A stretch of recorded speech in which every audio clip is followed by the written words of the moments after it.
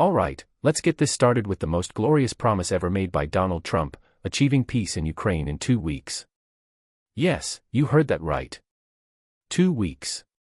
Now, we know that peace treaties and international conflicts usually take years, if not decades, to resolve.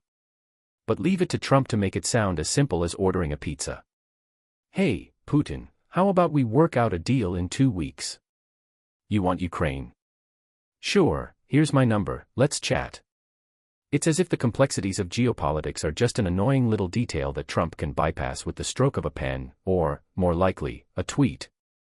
Now, Trump, in his infinite wisdom, has laid out this grand idea.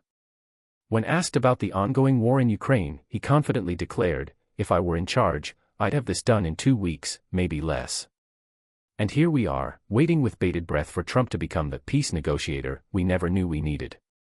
Who knew the men who once thought summiting the G7 would involve golf and a handshake could be the savior of Ukraine? Surely, peace talks are as easy as playing a round of golf with your best buddy, Vladimir Putin. Maybe all it takes is a couple of rounds and a brief chat about which one of them is the bigger winner.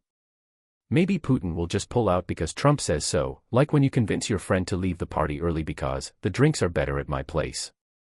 But here's where it gets interesting. Trump is so confident in his ability to bring about peace so quickly that he's openly said he could negotiate a ceasefire before even finishing his morning coffee. No need for decades of diplomacy, just a make it happen attitude and a few backdoor deals. The only thing standing in his way is, well, reality. Reality has a funny way of resisting Trump's plans, like a stubborn dog refusing to wear a sweater. What about the actual details of this peace plan? We don't have much to go on other than vague promises. But let's give him the benefit of the doubt, maybe he knows something we don't. Maybe his strategy is to just go up to Putin, throw a few poker chips on the table, and say, "All right, comrade, I'm calling your bluff, Ukraine is not worth this headache. Let's make a deal." And Putin, being the rational man that he is, wink, wink, will just say, "Fine, Trump, you win. You got me." But what happens when this 2-week plan doesn't work? Will Trump declare victory anyway? Or will we be left wondering how 2 weeks turned into 2 years? Only time will tell. But the real kicker. He's saying that not only would the war end quickly, but America would be out of the equation entirely. Peace in Ukraine with minimal US involvement. A Trumpian dream come true. After all, why bother with alliances when you can tweet your way to peace? Let's talk about the dynamic duo, Trump and Putin. We've all seen the pictures, the handshakes, the mutual admiration, the "you're a strong leader" speeches. If you didn't know better, you'd think these two were long-lost brothers reunited after decades apart. There's something almost tender about their interactions, and it's hard not to notice the absence of the usual diplomatic stiffness. Forget the awkwardness of world leaders trying to make small talk at summits. Trump and Putin's relationship looks like the opening scene of a buddy cop movie. But what exactly is going on here? Is it just mutual respect for each other's strength, or is there something deeper? Perhaps it's just two powerful men bonding over their shared love of, well, power. Trump, after all, has always been quick to compliment Putin on his strength as a leader. "He's a strong guy," Trump once said, as if that's the most important thing to look for in a world leader. Who cares about human rights, free speech, or democracy when you've got a strong, tough guy leader like Putin? The thing is, this relationship is incredibly important, because it may very well be influencing how Trump views the situation in Ukraine. With Putin essentially invading a sovereign nation, you'd think Trump would at least publicly condemn it, right? Not so fast. Trump's position on Ukraine has been murky at best. While the rest of the world is sanctioning Russia and calling for international unity against the invasion, Trump seems to be saying, "Hey, maybe we should just cut a deal with Putin and get this over with." His logic: we're better off having a good relationship with Russia. Why? Because Russia is, in his words, tough and important. Forget the fact that Russia's military is committing atrocities in Ukraine. Trump's main concern is having a good relationship with the guy at the top. Now, let's be clear, Trump's relationship with Putin isn't just about flattery and camaraderie. There's a strategic angle here too. By positioning himself as someone who understands Putin, Trump believes he can negotiate a resolution to the conflict. And who better to negotiate a peaceful solution than someone who seems more willing to overlook Russia's international actions in favor of personal diplomacy? It's almost like the ultimate game of my friend can beat up your friend, except in this case, the stakes are global security. But let's not forget the other side of this coin. Many have criticized Trump for being far too cozy with Putin, especially given the Russian government's involvement in undermining U.S. democracy. How much of Trump's actions are driven by a genuine desire to make peace, and how much are they about maintaining a personal relationship with a leader who has shown a particular fondness for Trump's style of governance? It's anyone's guess, but when two world leaders bond over something as trivial as strength, you have to wonder, is that really the best foundation for peace? The truth is, Trump and Putin's friendship, as bizarre as it is, might just be the key to understanding why Trump is so eager to pull the U.S. out of the Ukraine conflict. Trump's solution, in many ways, is straightforward: if we just leave Russia to do its thing, maybe they'll stop being such a problem for the world. Sure, that might be the worst strategy in world history, but hey, at least it's consistent with Trump's desire to avoid any sort of responsibility for global issues. Now that we've established Trump's connection to Putin, let's dig into the specifics of his peace plan. As previously mentioned, Trump believes he could end the war in Ukraine within 2 weeks. But how? What's the plan? What's the magic formula for negotiating a ceasefire and pulling off the greatest diplomatic feat since the fall of the Berlin Wall? Unfortunately, we don't know, because Trump has only provided vague promises and grandiose statements. The closest thing we've gotten to a peace plan from Trump is the following. Step 1. Make a call to Putin. This call will, presumably, solve all the issues of the world, as Trump has suggested he could end the conflict just by picking up the phone. No need for the traditional diplomatic meetings, no need for working groups, no need for those pesky treaties. Just a phone call and voila, peace. Step 2. Convince Europe to foot the bill. Yes, Trump has suggested that the U.S. will stop sending military aid to Ukraine and that Europe should handle it. You see, Trump has a unique view of international relations, one where the U.S. can just wash its hands of global conflicts and let someone else pick up the tab. After all, why should America be involved in defending democracy when Europe has perfectly good armies of its own? That's the peace plan, in a nutshell. Not much to it, right? Well, we could dive deeper into the complexities of this approach, but honestly, why bother? After all, it's not like peace is complicated. It's just about having the right number of phone calls and diplomatic snubs, right? Let's take a closer look at the art of diplomacy in Trump's world. For many world leaders, diplomacy is about subtlety, negotiation, and building long-term relationships. You know, the usual stuff like listening to each other, finding common ground, and maybe shaking hands once in a while. But for Donald Trump, diplomacy is about something far more primal. It's about strength. Trump has always been a big fan of the strongman leader type, whether it's Putin, Xi Jinping, or even himself. If there's one thing he admires, it's someone who can flex their muscles, metaphorically and literally, to make the world bend to their will. For Trump, negotiation isn't a careful process, it's about throwing your weight around. He's the kind of guy who would probably negotiate with a used car salesman by yelling, "I'm the best. I'll give you one shot at this deal, and if you don't take it, I'll walk." The art of the deal, folks. Just trust him, he'll get it done, quickly, decisively, and without all that boring dialogue stuff that other people seem to enjoy. After all, who needs a nuanced, multi-year peace agreement when you've got a strong handshake and a powerful Twitter account? Now, let's dive into Trump's personal philosophy of strength. Throughout his presidency, he made it clear that the U.S. should be the toughest in every situation. Military, economy, diplomacy, everything needed to be the best. This also extends to foreign relations. He's consistently praised Putin for being a strong leader. Never mind the fact that Putin's version of strength involves invasion, oppression, and the dismantling of democratic institutions. But hey, who needs to worry about those minor details when you can talk about strength in such a broad, vague sense?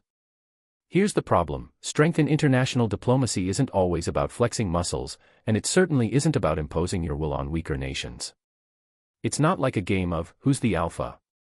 But Trump's worldview is more like a giant high school popularity contest, where the strongest guy in the room gets to make all the rules. So, what does this mean for Ukraine? Well, Trump's solution for resolving the conflict with Russia is based entirely on the idea that he and Putin are strong leaders, and if the two of them can just get together and hash things out over a few rounds of golf, the world will be a much better place. And if that doesn't work, they can always just tweet a resolution and call it a day. Trump's strongman diplomacy also ties into his approach to NATO. Remember how he repeatedly called NATO obsolete, and even went as far as to suggest that the US might not come to the defense of NATO allies if they were attacked. A shining example of tough leadership, right? His stance on NATO wasn't just about cutting costs, it was about projecting a message that the US would no longer act as the world's police force. But again, when you reduce everything to who's stronger and ignore alliances, long-term stability, and mutual interests, you end up with a recipe for international chaos. Instead of leveraging the collective strength of allies, Trump was busy deciding whether to negotiate with North Korea's Kim Jong-un by offering him a TV deal. Because, that's how real diplomacy works. Let's not forget Trump's interactions with NATO during his presidency. He openly criticized the alliance, calling out European nations for not spending enough on defense. Meanwhile, Putin was sitting back, having a good laugh. In Trump's world, if you're not spending enough on defense, you're weak, and if you're weak, well, that's a perfect opportunity for Russia to make its move. Russia's been itching for a chance to regain influence in Eastern Europe, and Trump's comments about NATO provided just the opening Putin needed. If you want a front-row seat to watching international institutions squirm, just let Trump declare them obsolete, and see how fast the world's alliances unravel. So, what does all this mean for Ukraine? Well, with Trump's strongman diplomacy, we could easily see more of the same kind of rhetoric. Trump could very well argue that the best way to stop the conflict is to give Putin what he wants and let him claim victory. After all, he's strong, right? And if Trump can just appeal to Putin's sense of power, he might be able to convince him to pull back. But here's the catch, appeasing a strongman doesn't create peace. It emboldens them. It makes them believe they can get away with anything, especially if they know they won't face real consequences. Trump's brand of diplomacy is a short-term fix that often ignores the long-term implications. Sure, Trump might be able to cut a deal with Putin, but in doing so, he risks emboldening Russia and creating even greater instability in Europe. So, we've established that Trump's approach to international diplomacy is about strength, swagger, and reducing complex issues to simple binaries. But let's get into the real meat of the matter. What are the actual implications of Trump's approach to Ukraine, Russia, and global security? First, let's talk about the implications for Ukraine. Right now, Ukraine is engaged in a desperate battle for survival against Russia. It's not just a war of borders, it's a war for national sovereignty, for self-determination, and for the right to exist as an independent state. This isn't some game of chess that can be solved with a handshake and a promise. Ukraine needs more than just political support, it needs real, tangible help. But under Trump's proposed plan, that help could be significantly reduced, if not entirely cut off. Trump's idea of negotiating with Russia would likely be seen by Ukraine as a betrayal. After all, Trump's proposed peace deal would involve Ukraine giving up territory, particularly Crimea, and effectively leaving themselves exposed to future Russian aggression. So, is this really about peace, or is it about allowing Russia to expand its influence at the expense of a smaller, weaker neighbor? Trump's approach could send a dangerous message to other countries in Eastern Europe, like Poland and the Baltic states: you're on your own. If Russia decides to push its borders even further, don't expect the US to have your back. Now, let's talk about the broader global implications.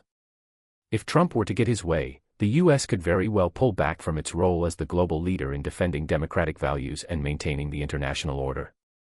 This would leave a vacuum, one that Putin is more than happy to fill.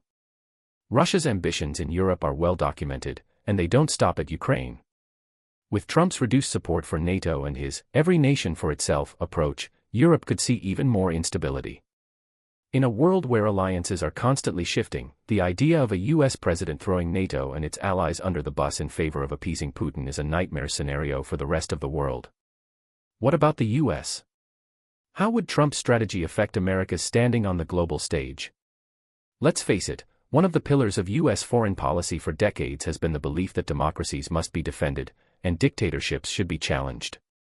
Trump's approach would send the opposite message: as long as they're strong, they can do what they want. It would signal to the world that America no longer sees itself as the defender of liberty and freedom, but rather as a country that prioritizes its own interests above all else. This could have long-term consequences for U.S. credibility and influence around the world. Countries that once looked to the U.S. for leadership might start seeking new alliances, maybe with Russia, maybe with China. Either way, it's a win for authoritarianism and a loss for democracy. Let's shift gears and talk about Europe's reaction to Trump's strategy. European leaders are already on edge. They see the U.S. pulling away from its traditional leadership role, and they're worried about what that means for their security. After all, Europe has a long history of dealing with Russian aggression, and they know that when Russia is left unchecked, things get ugly, fast. In the past, the U.S. has been a key ally to Europe in countering Russian influence, whether through NATO or other diplomatic efforts. But Trump's stance on NATO has caused serious concern. He's made it clear that if countries like Germany and France don't contribute enough to defense, the U.S. may not come to their aid. That's a terrifying prospect for European nations, especially those closest to Russia. Countries like Poland, the Baltics, and Ukraine have been looking to the U.S. for protection against Russian expansionism. And now, under Trump's plan, they could find themselves abandoned.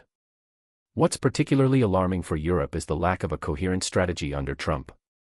European leaders have always understood that the U.S. might not agree with every move they make, but they also knew that the alliance was built on a foundation of mutual interests, security, stability, and the defense of democracy.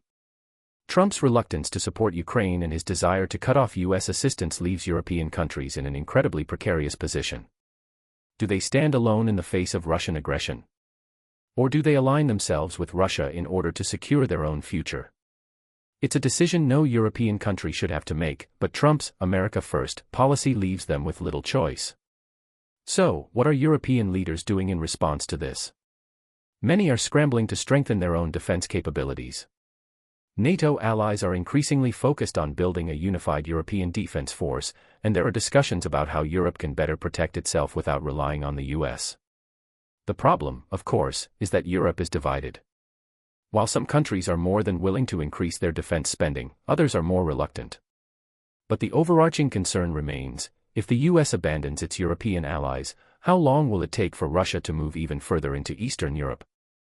In conclusion, Trump's approach to the Russia-Ukraine conflict is a mix of bravado, misunderstandings, and self-interest. Whether he'll ever get his two-week peace remains to be seen, but the potential consequences of his plans are deeply worrying. It's clear that diplomacy isn't about making quick deals or throwing out a few strawman comments. It's about careful negotiation, building trust, and understanding the complexities of the global stage. So, what do you think? Does Trump have the solution to end the war, or is this just another example of his "I'll fix it fast" approach? Leave your thoughts in the comments below, and make sure to subscribe for more sarcasm-laden takes on global politics. Thanks for watching.